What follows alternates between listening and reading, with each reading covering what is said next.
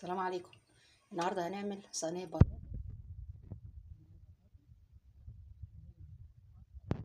بصله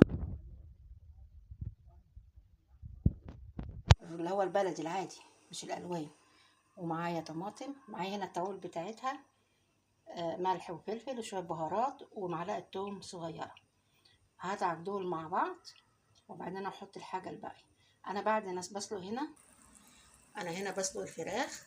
بعد ما تاخد نص سلقه هحطها على البطاطس وهحطها في الفرن عشان انا عايزه شوربه.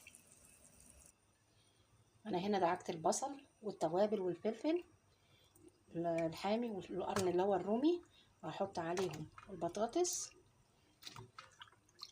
بسم الله.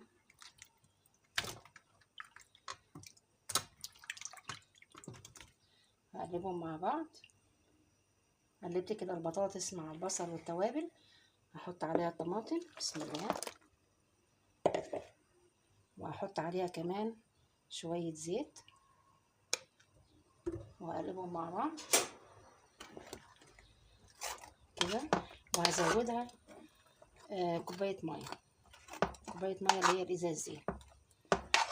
هخليها تاخد على النار غلوتين وهطلع الفراخ واحطها فيها واحطهم في الفرن عشان هي تكمل سواها في الفرن والفراخ كمان تاخد لون وتستوي. انا كده زودتها شويه الميه، هروح بقى احطها على النار تغلي غلوتين وبعد كده احط عليها الفراخ. انا معايا البطاطس هي غليت، خدت لها بتاع ربع ساعه على النار، وعندي الفراخ اهي داخله على السوا. هحط بقى الفراخ على البطاطس وبعدين احطها في الفرن. انا حطيت الفراخ اهو وخدت من الصلصه رشيتها على الفراخ عشان تحمر كمان، تستوي وتحمر. وهحطها بقى في الفرن. وهنا انا عملت رز اهو شعريه وهديت عليه النار يكمل سواه.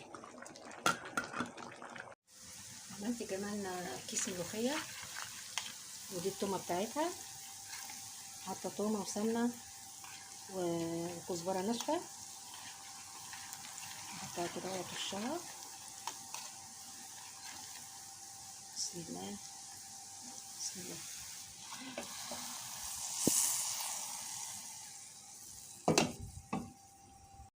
ادي الملوخيه اهي، وادي عملت كمان شوربه لسان عصفور اهي،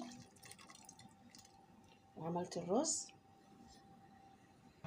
وادي الفراخ اهي، وصينيه البطاطس في الفرن. هاخد من الصلصه دلوقتي واحط على وش الفراخ عشان تتلون حلو. بالهنا والشفا.